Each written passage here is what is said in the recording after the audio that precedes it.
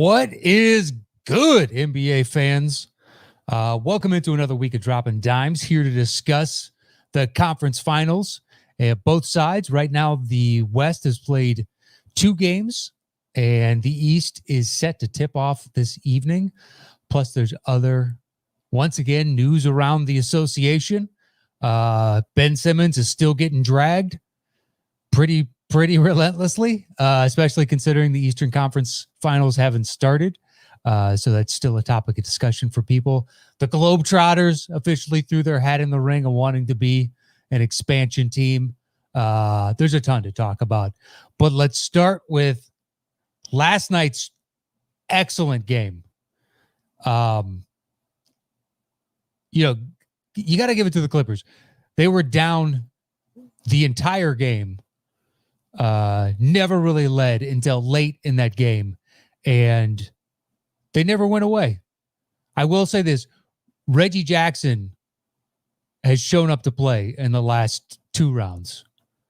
The playoffs as a whole, but the last 2 rounds have been exceedingly impressive.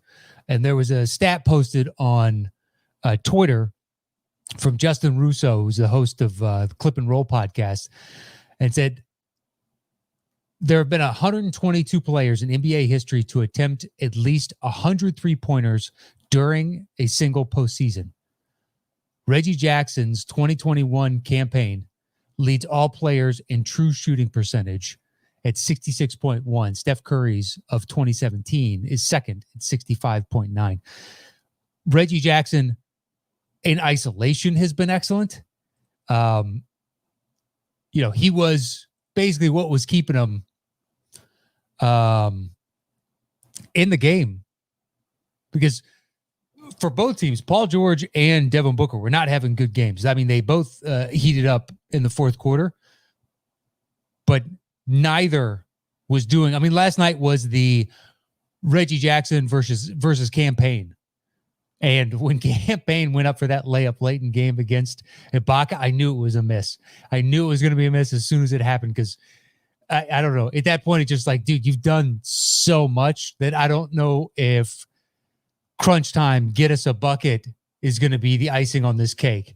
And it's not to take away from everything that he did, because it was wildly impressive. This is the most points he's ever scored in a game in the NBA.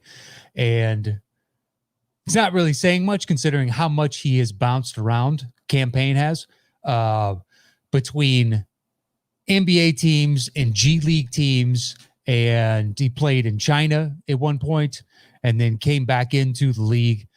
So he's always kind of been on the margins. I never in a million years thought Campaign would be this good. Yeah, I remember when he was on the Bulls and when we got him from OKC, and just like, oh, there's a reason they drafted him. Perhaps he'll, give us something. And whenever he got in, it was a whole lot of nothing. Never trusted him, and he didn't get much playing time. But last night, him and Ayton for the Suns kept them in that game. I mean, Ayton was in the first quarter, first half. I think he was like 6 of 8 for 12 points. Might have been the first quarter. He was just on fire. I love his the defense sags when he gets the ball at the nail. And, okay, fine. I'll shoot a little 15-footer. And it was a perfect swish each and every time. Just like, if you're going to give me that, that's fine. I will take it. And then on the flip side for the Clips, Paul George doesn't have it. Pat Bev hit a 3 early on. It was one of those, though, his defender was sagging. Like, they were rotating on every pick. And if the ball kicked over to Pat, they were happy to say, you know what? If he wants to shoot, we'll go ahead and have him shoot. I know he was 1 of 3 at one point, I think through 3 quarters. But it was a big shot. They needed it. Like, every time the Suns would creep out and get like a 5, 6, potentially 7-point lead, Clippers would hit 1 to 2 straight shots, cut it back down to 2 or 3 points. And that was basically the ebb and flow of the game. Nobody was really running away with this at any given time. But that last second play was a thing of beauty. And, to fully toot my own horn, while they were sitting there and doing the 75th replay that is taking so long. This is not what we all had hoped for when they were going to institute replays, just like every little thing. And by the way, that play from Pat Bev on Devin Booker, I don't care that it touched Devin Booker last. That is out on Pat Beverly. Flat out. There's a great discussion on, I think it was the Thinking Basketball podcast, after this erupted with Pat Bev and LeBron, where LeBron got called for the ball going out, and they had a physics teacher on there, and he was basically describing that it will always touch whoever the primary ball handler on that was. If you just break down the physics of what's happening, there is never a point at which the ball touched the defender last. So you either just assume every time that it's the defender cleanly knocked it away and defense gets the ball, which then violates kind of what we all see with our eyes. I think you, in that one, if it goes back and you go and look at the replay and it didn't touch Devin Booker a second time, or the offensive player a second time, then you award it to the offense. That is the spirit of the rule. I agree with Jeff Van Gundy. It's just like, this is not the intent, and it's a bunch of bullshit is what it is. Although they did get the call right with Ayton and Zubac, unless it hit somehow Zubac's foot, but Ayton's left hand hit it and it's then touched the line. So that was a good call. But that play, so once again, to toot my own horn, when they were setting up for that play, my first thought I had was, I wonder if that out of bounds play is still legal, where you just kind of throw it up and the guy can dunk it in, even though it's over the cylinder, because it's not a shot attempt coming from out of bounds. It's just a live ball situation, which means it's perfectly legal to, do what is normally a goaltending action. And, but it's like a passing thought. And I don't know if that's still legal or if they've legislated it out, but I was like, oh, that's a good one. And and then to see them do it, I was like, holy shit, I can't believe they did that play. That play is designed for this moment. And then I put on Twitter, that it was attributed to Brad Stevens, but it was the Phoenix Suns that did this in 2017. It was Tyson Chandler. I think it was a pass from Dragan Bender to Tyson Chandler, and Chandler dunked it in with no time left on the Memphis Grizzlies and gave Phoenix, a W on that. But it was, a thing of beauty. Now the Clippers are in the situation they've been in now. It's I think the first team ever to go down 0-2 in every series that they've been in. When Paul George was asked about it last night, I'm paraphrasing the quote, but it was basically, I think this gives us even more confidence. I don't know. Because last year, Denver did this where they just kept going down 3-1, and then they would, rally back and win the series. They did it in the opening round against the Jazz. Then they did it in the second round against the Clippers. And it's just like, here we go again against the Lakers. And it didn't happen. I don't know if they can do this a third time. Last year, I held that belief because you tell yourself, you're like, well, Denver's done this twice now. Never really count them out. And, that was not the case. I am not going to make that mistake twice. I think this is going to take a Herculean effort to come out from 0-2 down, because Phoenix is, think about it. They get this W last night when Booker has an off night and there's no CP3, and they still win the game. Now Phoenix did benefit from Chris Paul having a subpar game. But that being said, it's campaign stepped up. When Cam Johnson was in there, he was doing the Cam Johnson things, man. I like him a lot. Him and Bridges, I remember I was talking to Ace last year after they made their run, and I was like, dude, the best part of Oubre not being in your rotation anymore is you get Cam and Bridges in there more often, especially Bridges into the starting rotation just because of his length and three-point shooting, but then Cam off the bench and this mash unit between the two of them of the minutes that Oubre used to get, and it makes you a much more dynamic team, and that still bears out right now. Like, Phoenix is really interesting and deep, and depending on how the Eastern Conference goes, before this series started, I liked Phoenix to make the finals, and I think they've got a good shot at winning the whole thing. And now it's easy to say, oh, Phoenix, is my choice. But they just have a diversity of talent with a whole bunch of different skill sets that complement one another. And Jay Crowder is playing, back to the form that he was with Miami, especially against Boston. But he is playing with all the confidence in the world. And you couple that with CP3 coming back. My favorite part of Phoenix is at the end of the past two games, and they've done it in other games too, when CP3 isn't there, Booker is FaceTiming. There was a great video of CP3 on FaceTime in the locker room, and they're all celebrating. Monty Williams is like celebrating to CP3, and CP3 is mimicking back the celebration. But the culture that they've created there is really interesting. You take this collection of young guys, you had a couple veterans around them in CP3 and Jay Crowder, and you just kind of let them cook. And Monty Williams has been excellent for them. I still would give Tibbs Coach of the Year. I haven't wavered on that because A, it's a regular season award, and B, I think he did more with less. But Monty Williams has proven time and time again through these playoffs to be an excellent coach. Great substitution patterns, the play calling, rotations, knowing when to push his guys and when to pull back. And by all accounts, going into the next game, it looks as though CP3 is going to be back.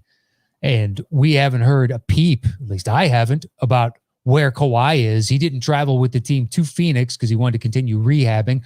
Right now, it's officially a sprain. I still don't know what an ACL sprain is.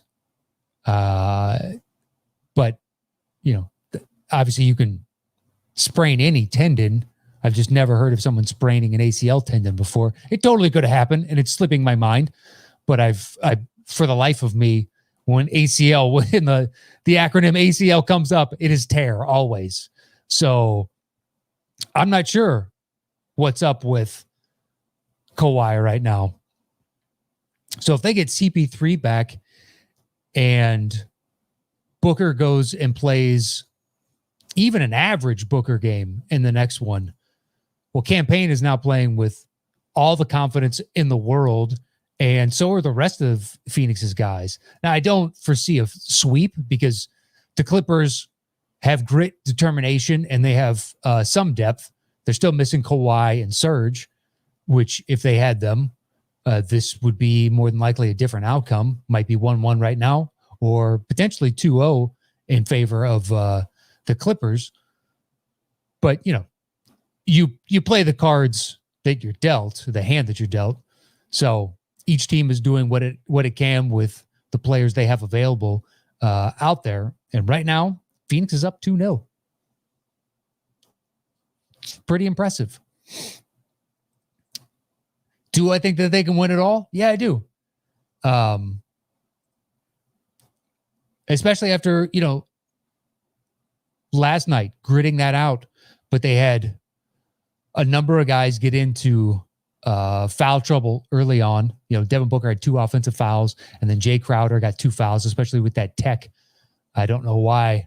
I mean, that tech was a preemptive tech in that Scott Foster didn't want to see them go bananas, and everybody turns into a massive scrum right there on the floor to keep some sort of order, give early techs.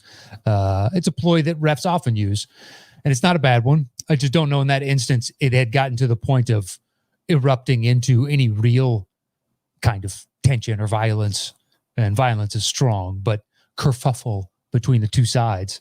And that one feather in the cap for, I guess, Phoenix, Scott Foster, CP3 up until last night was 0-11 in playoff games officiated by Scott Foster. And it really looked early on when you get Devin Booker with 2 fouls and Drake Crowder with 2 fouls that Phoenix is going to be playing numerous men down in this. And that streak is going to continue. Now, CP3 wasn't out there, but now technically on CP3 teams, he is now 1 for 12. So, sun shines on a dog's ass every once and again. So they finally got that elusive W for CP3. And let's check in with everybody on the chat. So we'll start. Steven Salas asks who Ume Udoka is and finalizing a deal to be the Celtics' new head coach. I do not know. I will have to look that up. Jake Cleveland said, I fell asleep during the replays. I can't imagine that you were alone, man. I read one thing where it said the last 2 minutes took 24 real world minutes, the last 2 minutes of the game. I don't know if that's accurate, but it seems like it is. That took forever. And just reviewing everything. It's like we don't need to litigate every tiny little thing here.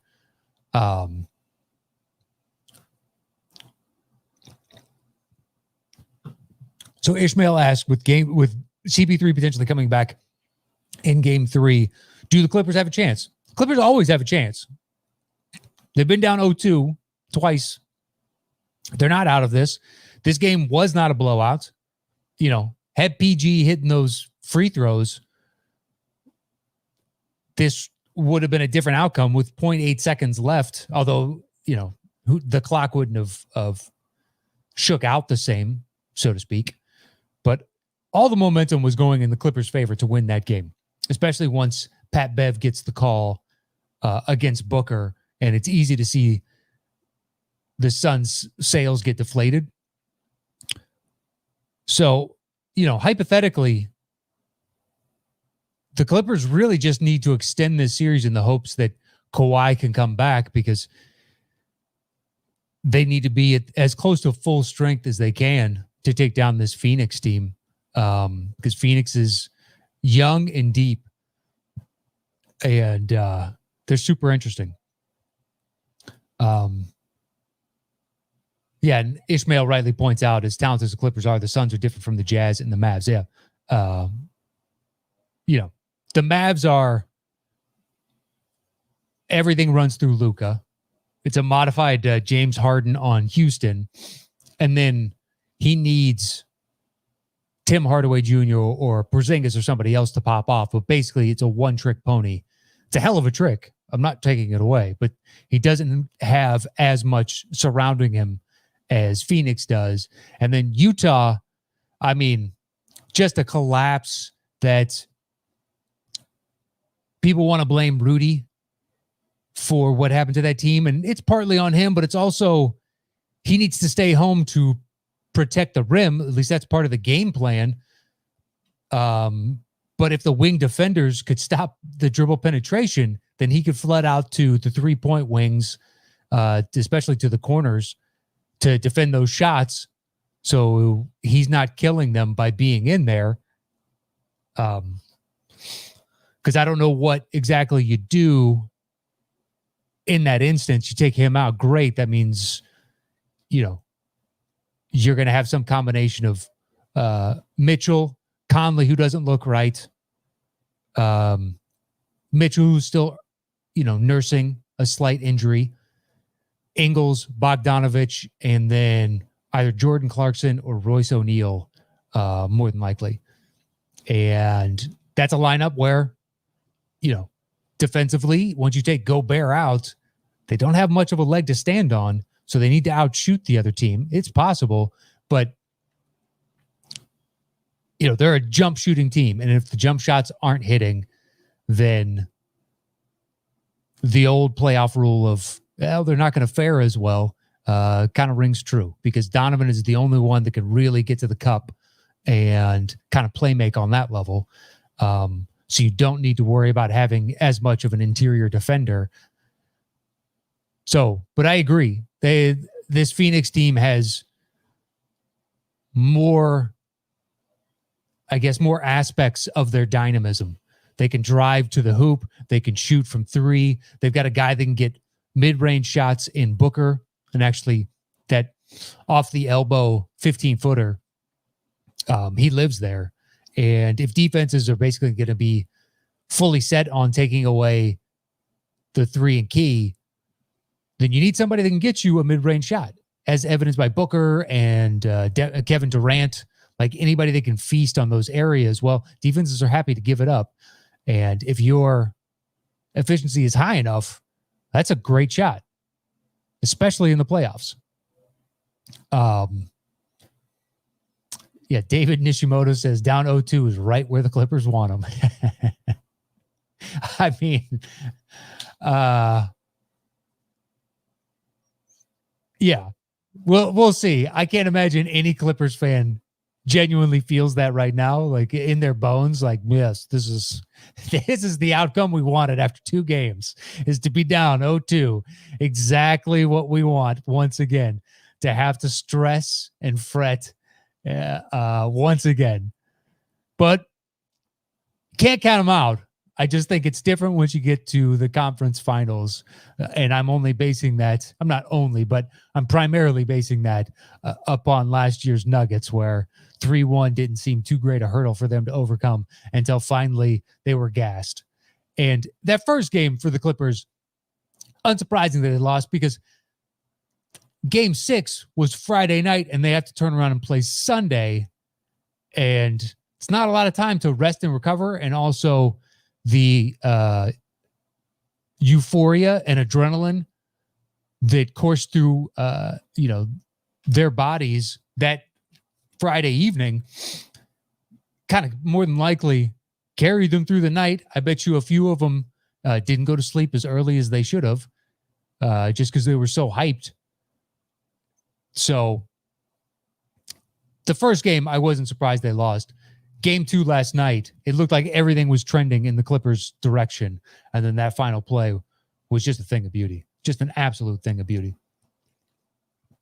And I'm glad for Ayton, because he seems like a really good dude. And also his growth and maturation over the course of these playoffs, but this year as a whole, has been tremendous to watch. So much so that the discussion of what I brought up with Ace, when, on this show as a Phoenix fan, do you lament not taking Luka, who you could have had at number 1? But I'm not sure, given the construct of this team, A, I don't think CP3 goes there because Luka's so ball dominant, but B, I don't know that they're here in this position right now, because it would take a while to figure out the pecking order between him and Booker. And would you be able to utilize him to his fullest capacity if you already have a primary there in Booker? I mean, Luka's proven to be highly effective when he is ball dominant. And to all the Trae Young, stands, Trae Young and DeAndre Ayton have now made it to their conference finals and hypothetically could both make the finals before Luka. So it's worked out well in the favor of both teams. But yeah, as far as Phoenix, it's looking like potentially they're going to be in the finals. Man, Phoenix is going to be a finals team. I love it. Ratings. I'm so happy. The NBA announced their ratings, and ratings are up 22%, I believe, across the board. I know it's 22% across streaming internationally, but that Game 7 with Nets Bucks was the highest rated game of the year at like 6.9 million. And that's for a semifinal Game 7. Hopefully we carry these numbers in. Like last night was, outside of the reviews taking forever, that ending was excellent. As somebody who's not cheering for either team, I just want to watch good games. That was an excellent game. Nobody ran away with it. It was back and forth. Right when you think momentum is going one direction, the other team seizes it back. And whether that's, Phoenix building up their lead or the Clippers cutting into it and looking like they're going to finally take the lead, which they did late in the game. Just a back and forth with different guys stepping up and getting, excellent play from all kinds of different individuals, as opposed to just solely relying on hero ball. And I got nothing against hero ball, but it's nice to see different guys step up and grow and gain confidence. But there's a good chance that the Phoenix Suns are going to be in the finals. And if they make it to the finals, there's a good chance the Phoenix Suns are going to be world champions. And what I like about this, the 4 remaining teams, it's been decades since any of them have won a championship. And the Clippers and Suns have never won a championship. I know the Clippers haven't. Like the Hawks did back in the 50s. Anyway, it's exciting. Some people were worried, oh, no Curry or LeBron or Lakers, AD with Durant bowing out. Are people going to care? And it really looks like, yes, to have a different mix of teams and an uncertainty, because usually it's whoever has the best player has the best chance. That's welcome to the NBA. Now, can you surround that best player with complementary talent? That's genuinely the best chance. But having the best player is the key. Hence the Sixers doing the process, or Daryl Morey trading everything under the sun to get any kind of superstar in his Houston days, and which he will do again for the Sixers. Once again, Ben Simmons, our collective apologies. He's getting dragged, and rightfully so, on some level. Do I feel justified, by the way? If any longtime Dropping Dimes fan can attest, I have always had a problem with the fact that he has no jump shot and has never worked on a jump shot. And it's always bothered me. Like, go back to, I think it was 2 seasons ago, and I did the All-Star game, vote. My vote means nothing, but here are my All-Stars. And it was me and Aaron Larsoul, the gentleman who co-hosts the Lakers official podcast. And he had Ben Simmons on his team, and I didn't on mine on the East, because I was like, dude, just please give me a jump shot. Any kind of jump shot. Even if you don't trust it, just fucking something, man. Before I call you a perennial all-star, if I can't rely on you to get a shot, I'll be curious as to how long that passing on the dunk opportunity and dishing the ball to Thibault that everybody's been focusing on, but how long that lives, especially if they either get rid of Simmons or this team flames out again. It'll be super interesting. I hope for his sake, though, that he does round a corner, whatever the case is, if it's needing new scenery or if it's figuring out how to make this all work with, the roster as it's constructed for Philly. I got nothing against the guy. He's got a hell of a lot of talent, more talent than, I'll ever have in any physical kind of sport. So good luck to him. But anyway, let's move on to the East. Oh, and then JJ Davi says, do you think the NBA is happy with these games and the possible finals matchup of, well, it says Suns versus Hawks or Bucks, who's already taken the Clippers out of this mix. If these numbers maintain, I don't think the NBA gives a shit at all, because also, say the Suns make it, well, now you get to promote future star and Devin Booker, or on the flip side, it fully anoints Giannis if the Bucks make it and say, look, his MVPs weren't a fluke. Or Trae Young and the rest of Atlanta, another collection of young guys that they can promote, because they have to start worrying about the next generation of marquee talent that's going to carry this league. You know, LeBron is not long for this basketball world. He's got a handful of seasons left in him. And Curry is roughly the same way. There's only so much time left on those clocks. So let's move over to the East.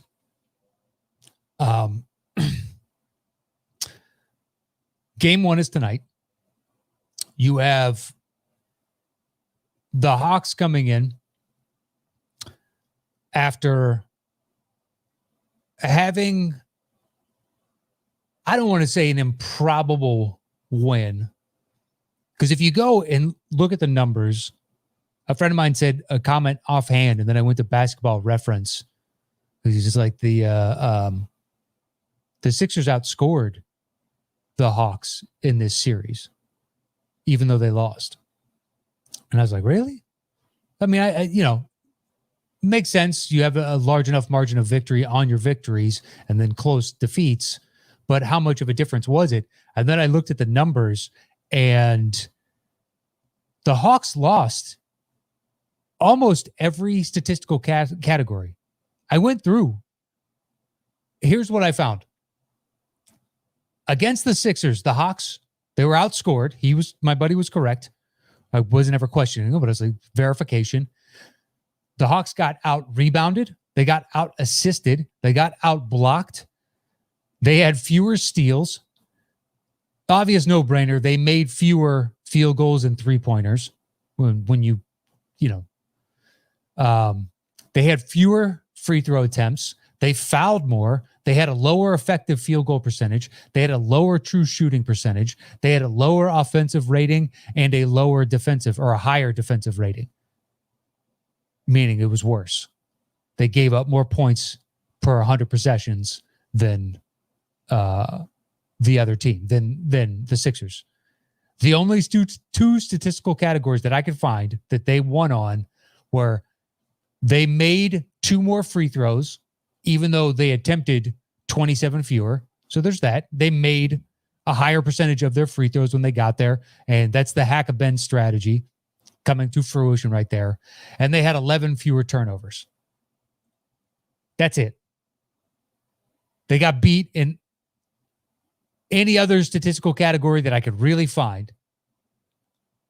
So the Hawks are coming into this already kind of, in my eyes, looking like a false prophet. It's like, I'm not entirely sure I'm buying into this just yet, even though they had the determination to come back from large amounts and win this series. And I'm not taking anything away from it. They won flat out. But you couple that with Bogdanovic's knee. He's a game time decision tonight. And even if he plays, given that he's a game time decision, that means more than likely he's not going to be near 100%. So how much of being off of that overall, ability is that going to affect the Hawks as a whole? Because I'm not sure personally if I trust on needing to rely on, Herter or Gallinari. I got nothing against those guys. Or John Collins. You've Cam Reddish, I think, has been listed as on the roster tonight. So they could play Cam Reddish, although he hasn't gotten any run thus far in the playoffs because he's been hurt. But does he crack your rotation? Be interesting. If Bogdanovich is out, I would assume so. But in no way is that an apple for apple replacement. A 1-for-1. Bogdanovich is, a lot of people point to since Nate McMillan got there and they fired, Pierce, they elevate McMillan, and here they are in the Eastern Conference Finals. But also when they got McMillan back is when Bogdanovich returned to the lineup from having been hurt. And I think that is also a tremendous amount of credit should be given there, because it doesn't, or it enables Atlanta's offense not to be so entirely dependent upon Trae Young. And I also think it gives Trae, or it has given Trae, the ability to have confidence in his teammates as a whole. And that's built over time, because before, like when they had the dust-ups early in this season and previously when Trae was trying to do everything, he didn't trust his teammates in the slightest. It was, hey, me shooting this contested 32-footer is better than anything that you guys can do, which is a terrible place to be as a team. If you played enough basketball, we've all played with guys like that, and it sucks. I'm thinking of one in particular that I play with all the time. He's the best player that we all collectively play with, hands down. It's not even close. He is the best player, but he's also the least fun to play with because he does shit like that. Where just like my contested 3 men on me shot is better than anything all my other teammates can do, even though technically 2 of them are wide open right now if I've got 3 men on me. And you're like, I'm sorry, why am I giving a shit then if you're just going to do this? I actually one time playing with him, and he barked at one of our teammates because he didn't get a rebound after he did one of these hero ball shit. And I just stopped. I just stood there. I was like, look, man, if you think you can beat this team without any of us, go ahead. Now you're 1 man down. Prove us all, wrong, and yourself right. But I know Collins got into it with him in the locker room, and they had a big dust up. And it was basically, if you want to win, you have to trust in your teammates. Michael Jordan had to learn that lesson too. Phil Jackson had sit him down. It's like, look, the only way you're going to elevate to championship material is trusting your teammates. It's a 5-man game.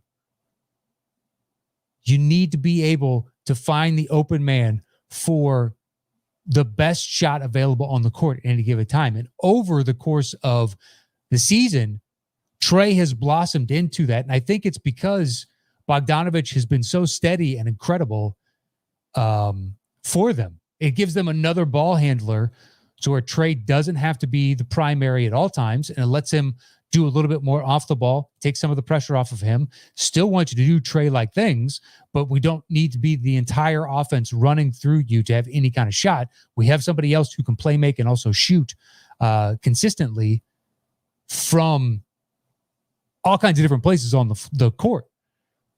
So to have that trust in your fellow teammates, it just kind of opens up more trust and more trust thereafter. Herter had a good game the last game, but you have confidence within him as a team. You could do it again. Doesn't have to necessarily be the next game, because we also have Gallinari that we can rely on. And this could be like a John Collins game in the first one. And I highly doubt it, just nothing against Collins. The Bucks have length, and they also patrol the paint really well. So it nullifies a decent amount of Collins's lethality. But without Bogdanovich at 100%, I will be intrigued, because if you listened to last week's or the week before, one of the two, I told you guys that when I was talking about this with friends over the course of how many ever discussions of that next Bucks series, before it started, I favored the Bucks a 51-49%. And I've been saying since before the playoffs started, whoever won that series wins the East. And I still believe that. I still think the Bucks win this series. But that one, I'm not 100% certain, like I was going into that series, about the outcome. Now, if it was Nets making it out and Harden had this amount of extra time to rest and Kyrie potentially is back from ankle, well, I think Nets would be, hoisting that trophy above their heads, and we'd be talking about the direness of the league, because super team is the only way you can win a championship. Thankfully, that is not going to be the case. We're going to have a different narrative, and it's good. It feels good, doesn't it? Injuries are part of the game. If you're going to take away from the Bucks win because of injuries, then you need to take away from various championships over the years, but specifically the most recent one, Toronto's. I don't believe if Golden State is healthy that Toronto has a shot in hell in that series, but injuries are part of the game. Toronto win That's a valid championship as far as I'm concerned. And I will never put an asterisk next to it because it counts. Just like some people saying that there might be an asterisk next to this one because of all the injuries to marquee stars. And just like, you know what? Injuries are part of the game. It happens.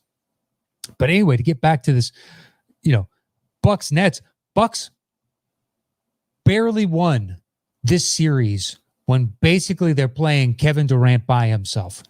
And I'm not slagging off on the other Nets, but Joe Harris did not have a good playoffs, but he especially did not have a good series in that one. You're relying quite a bit on Blake Griffin and anyone else to step up around Kevin Durant as he proceeds to get 50 night in, night out. But the Bucks barely beat a team that is one-dimensional when Harden is not fully himself and Kyrie is out. And that's how the Nets are built, is around these three dudes. And you barely beat them. You are literally an 1.5 to 2 inches on that game-tying shot away from it being a 3, and the series is over. So coming into the series, it's like I've been batting it around in my head as to how I think the Bucks kind of mentality is. And I think best case scenario is they got the monkey off their back, especially Giannis.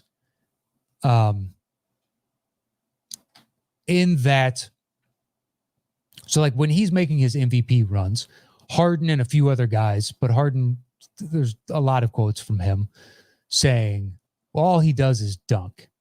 If I was that tall and I could do that, apparently I'd be winning even more MVPs. What I do is more skillful and difficult, and it should be rewarded as such.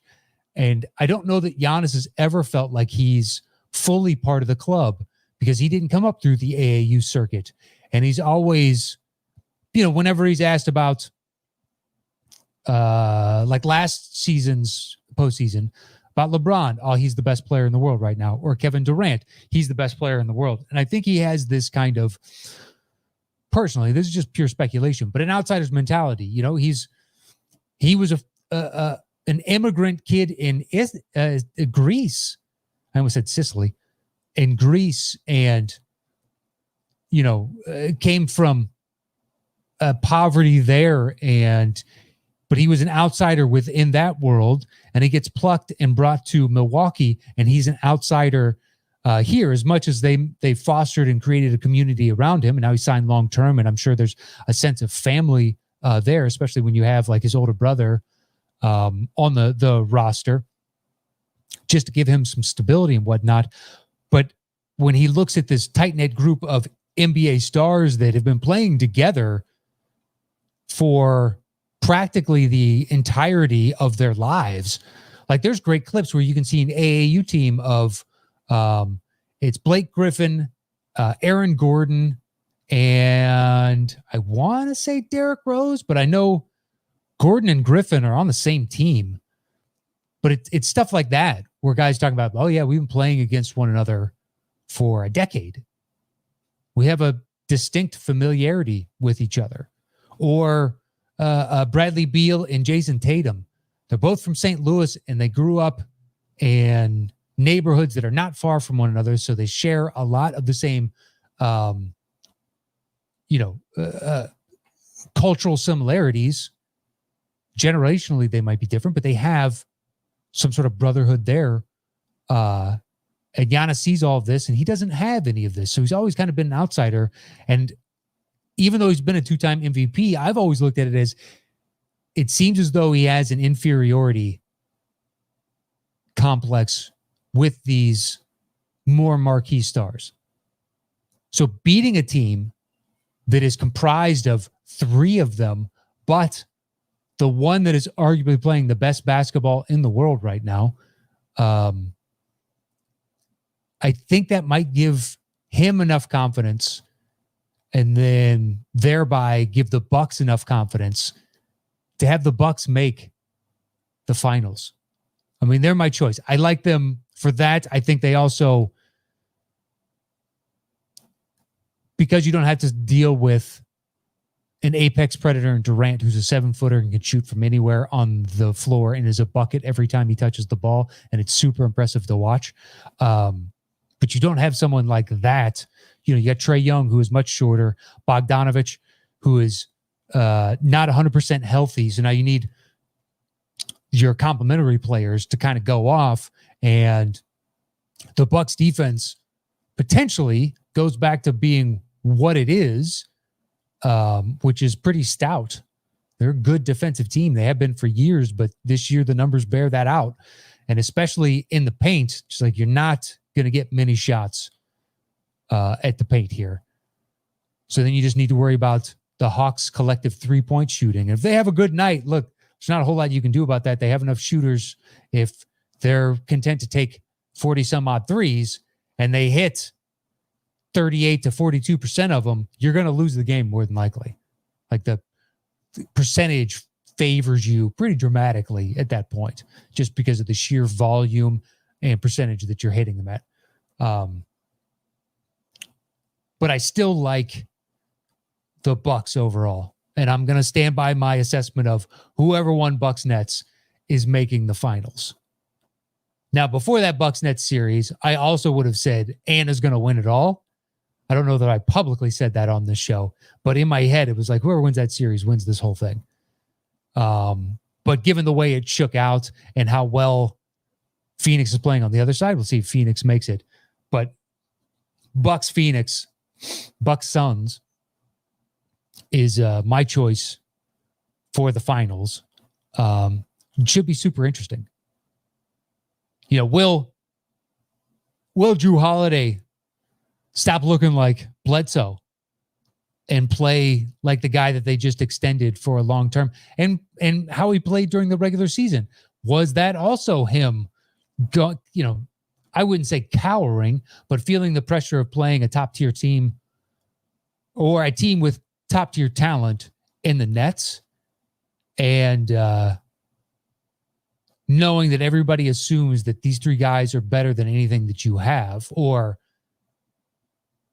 they're better than your collection of big three, and carrying that around and feeling the pressure of, well, I need to prove them wrong and prove everybody else and play above their abilities.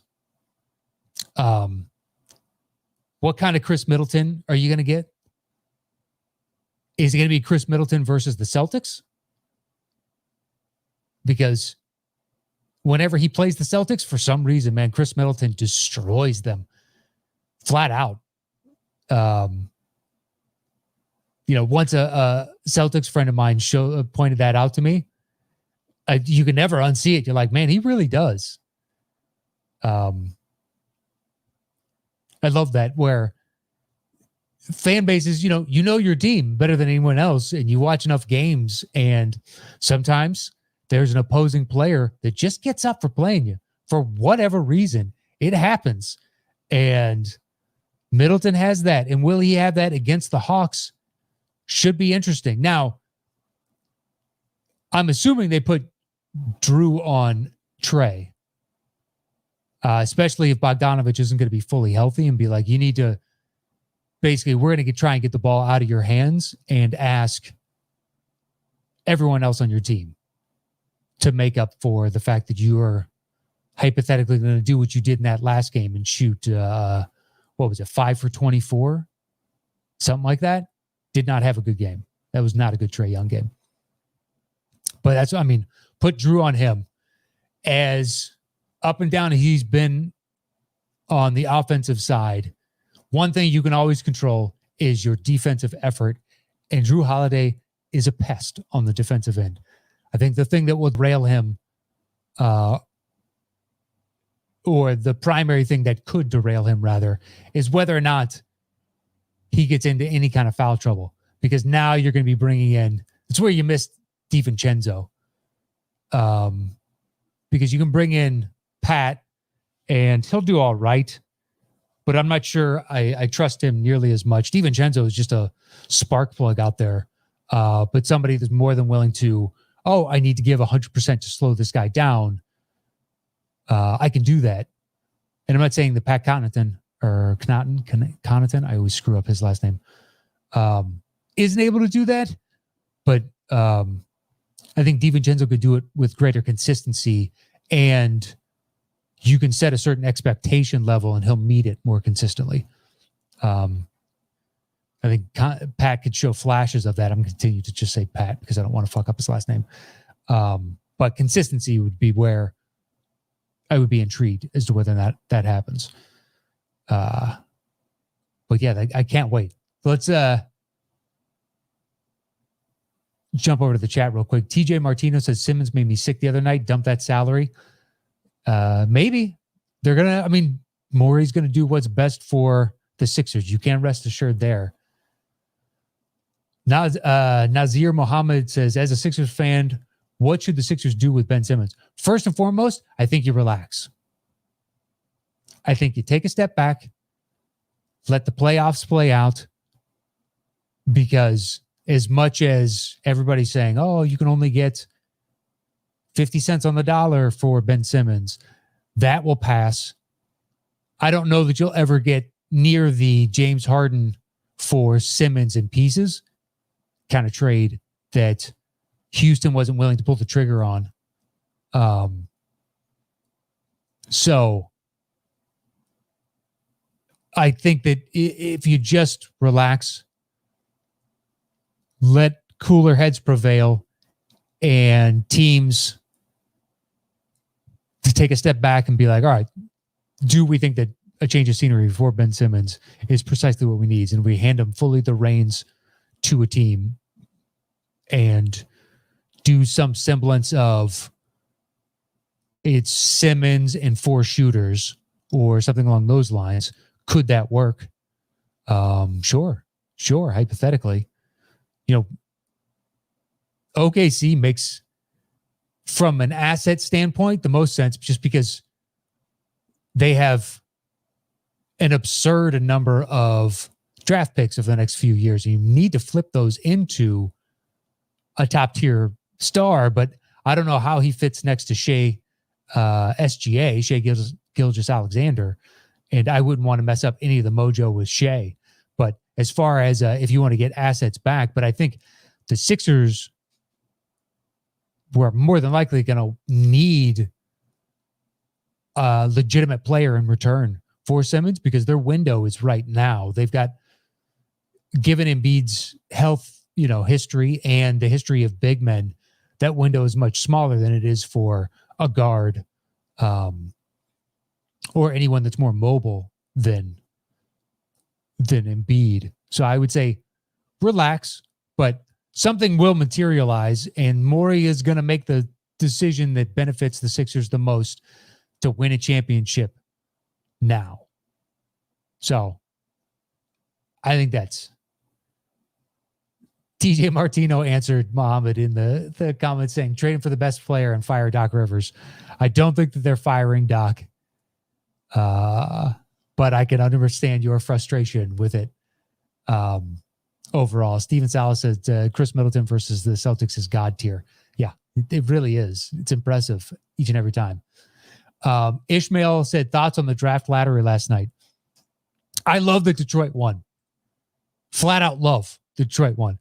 First and foremost, though, Mark Tatum, the guy that was doing the envelopes, have you ever seen a more plastered on smile on a dude, on the face of a dude that looks like he's dead on the inside, just blankly staring into the camera? Because I realize that you're doing all this via earpiece. So you're trying to maintain, like, we're in a studio and all that jazz, and the delay is there. So it's never going to look as organic as it would as if everybody was in the same room. But just him staring dead-eyed right down the barrel of the camera and just waiting for his cue. And with the 14th pick, when Cleveland elevated into the top 4, I was instantly upset. It's like, dude, if they win another first pick, it's ridiculous. Although Cleveland apparently is now in the market to shop that 3rd pick. It's somewhat baffling to me. they feel that they're in a situation where if they add a piece or two around the Sexton Garland dynamic, that they could be a contender now, and they could just go get that guy and have him under a rookie contract. And then if they do pan out, then under the extension, as opposed to going out and doing this. I don't understand. They don't seem to be anywhere near a position to be having those types of aspirations. Do you really think that Sexton and Garland and shipping out Love is my other assumption on this, and bringing in a couple other guys, like what team is going to sacrifice to get that third overall that's going to be enough to get you over the hump to make you a contender with the East? You still have the Nets. The Bucks are all under contract. Atlanta looks young and hungry. The Knicks are on the come up. I can't wait to see if and how they improve going into next season. Miami was somewhat of a down year, but they should bounce back. Like, do you really foresee yourselves in this conversation? But my takeaways, I love that Detroit got the first overall. I am happy for Houston to get the second, especially after Harden quitting on them, and they had to suffer through, John Wall's tenuous knees and the Oladipo thing that went nowhere and then flamed out again in Miami. Sucks for Oladipo, but just this, we had a perennial MVP candidate to we are a wasteland with a couple young, interesting pieces, but a wasteland. To get the number 2 overall in a draft that people are saying is 5 to 7 deep of all-stars. That's not a bad thing. Don't screw it up. So if Cleveland trades out, happy for Toronto. Maybe they get somebody in there that actually complements what they have, but also gives them hope for the future and relieves the pressure from them having to do Siakam late, get the ball on the right wing. We need a bucket. And guess what? He's going to do a spin to his right about 90% of the times once he gets down into the lane. So if you know that, just hedge over to what is the left side of the rim.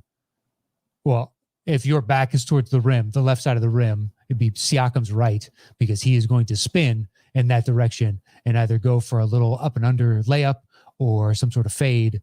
But to not have your offense rely on that when you need a bucket and get somebody in there that can shot create a little bit better. Yes. And then I can't wait to see how Orlando screws up having 2 picks. I was holding out hope, man. As a Bulls fan, if it ended up top 4, we got to keep the pick. And here we are, just like, getting down. I mean, it went chalk up until the 7th selection. That's what I believe elevated Toronto into the top 4. So up until then, 14 through 8 went to precisely percentage-wise of who was going to, but it's still holding out hope. But Orlando, I know, don't you just know they're going to screw this up? They have the 5th and the 8th. They're just going to screw this up. They are. And OKC has a bevy of picks. It's either like 5 or 6 picks in this year's draft, with their highest being the 6th overall. But what if, so Cleveland wants to trade out of that or get pieces? What if instead OKC was like, well, we got 30 some odd picks over the next handful of years. What if we give you like 3 of them to move up to the number 3 spot from 6? Or they convince them, we'll give you firsts next year and the year after to move up and take your 3rd, and OKC gets 3 and 6. But I would imagine OKC is going to potentially do some moving and shaking here. Because why not? They have all the assets in the world. You got to do something with them at some point. You don't want to be stuck holding the bag like the Celtics, where every year it's like, we got this we got X number of picks, and we also have this trade exception. We're going to do something, and then nothing happens, and you're like, we did nothing. So be wise to make a move on some of this. And they just acquired another first rounder in the Kemba Walker for Al Horford, Moses Brown. They got a first in return, and they shipped out a 2023 second, but they got Boston's 2021 first. So it's just like, you guys don't need another first rounder. So you might as well package a bunch of these together and do something with them. But anyway, I'm looking forward to tonight's game and both series as a whole. I love that it's 4 teams that the casual fan doesn't really know much beyond. They know Chris Paul's name, especially from all those State Farm commercials, and they've probably heard Giannis's name and potentially Paul George. But Trae Young is a revelation to them. Devin Booker is a revelation to them. It's an introduction of a whole slew of talented players that the average fan is just now getting to know. And it's exciting. And hopefully this kind of belies a trend within the NBA where you don't create a super team. You build organically from the ground up. You draft, you develop. God, I would love that to be the case instead of what sexy marquee city, whether it's through Los Angeles because all the players live here in the off season, or Miami because it's Miami, or the tax incentives of somewhere in Texas or whatever the case is. But to give hope to some of these other cities and franchises that you don't have to be in one of a handful of markets to consistently vie for championships. So I'm looking forward to it. Tonight's game should be excellent. If I had to guess, I would say Bucks in 6. I think Atlanta can take a couple games off of them, but Bucks in 6, possibly Bucks in 7. I think it's going to be a fairly close series. Steven Salas is saying Suns in 4 over in the chat. I think that's a bit much considering the Clippers have already come down from 0-2 a couple of times. And how evenly matched last night's game was. I think that is indicative of where these teams are. Next game will be interesting if CP3 does come back and there is still no Kawhi, which there's no indication that Kawhi is going to be back anytime soon. If the Clippers can hang tough in that one again, but if they go down 0-3, it's over. So they have to win the next game. They have to. Anyway, that is it for today's Dropping Dimes. Thank you to everybody in the chat. Another jumping chat today. I love it. It's good to get different perspectives. And, I haven't had any of you guys on in a while. So maybe next week we do the, if you want to jump on for 5 minutes, give me your thoughts on whatever series or both series, and we just cycle through a few different people. I'd be down for that, just to have some more discussions with various people. So join me. I do it. If you're listening to this and you want to do it, go to youtube.com/dropping dimes. You can join me. I do it Wednesdays, noon, 12 p.m. Pacific Standard Time. It's 3 p.m. on the West Coast, 8 p.m. Over in Europe. I believe it's 8 hours ahead right now. Australia, I don't know what time it is there right now. I'd have to look it up. But, you guys get it. So 12 p.m. Pacific Standard Time. I do it every Wednesday. Join me at youtube.com/dropping dimes. And that is it. Enjoy tonight's game and the rest of the NBA action before I see you guys next. Globetrotters, good luck to you getting that NBA franchise. Now you just need to raise a couple $1 billion to buy in and get your stadium built and everything else. But good luck to you out there, Globetrotters. Ramon says it's 9 in Europe and 8 in the UK. I knew it was 8 in the UK because of Andy, my partner on Settle the Score. I didn't know if it was the same overall for everywhere. Anyway, that is it. You can follow me anywhere at Matt Knost. I'll see you guys next week with another edition of Dropping Dimes. Until then, stay safe out there. Stay 6 feet apart. Get your shot if you can. Let's all get vaccinated, get to that herd immunity. And I'll see you guys next week. Until then, adios.